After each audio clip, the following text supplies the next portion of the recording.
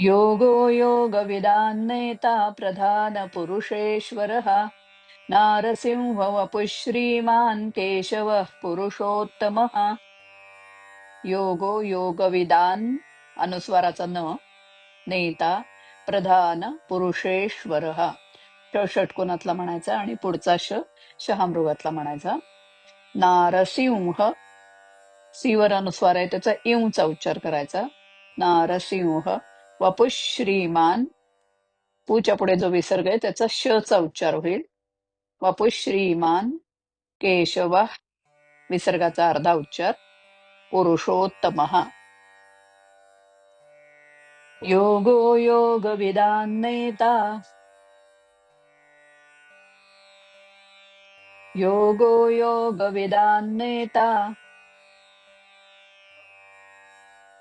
प्रधानपुरुषेश्वरः, प्रधानपुरुषेश्वरः. योगो योगविदान्नेता प्रधानपुरुषेश्वरः.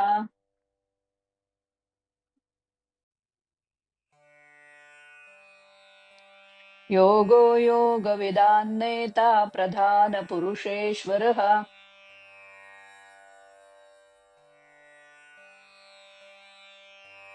नारसिंहवपुः श्रीमान्, नारसिंहवपुः श्रीमान् केशवः पुरुषोत्तमः, केशवः पुरुषोत्तमः.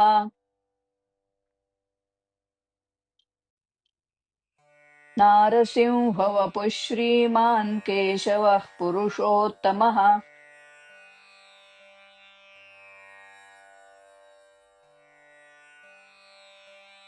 नारसिंहवपुः श्रीमान् केशवः पुरुषोत्तमः.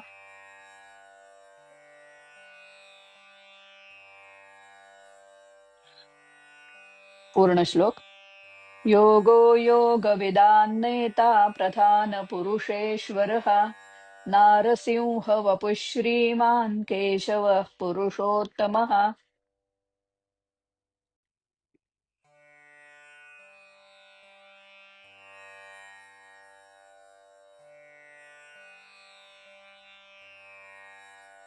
योगो योगविदान्नेता प्रधानपुरुषेश्वरः नारसिंहवपुः श्रीमान् केशवः पुरुषोत्तमः.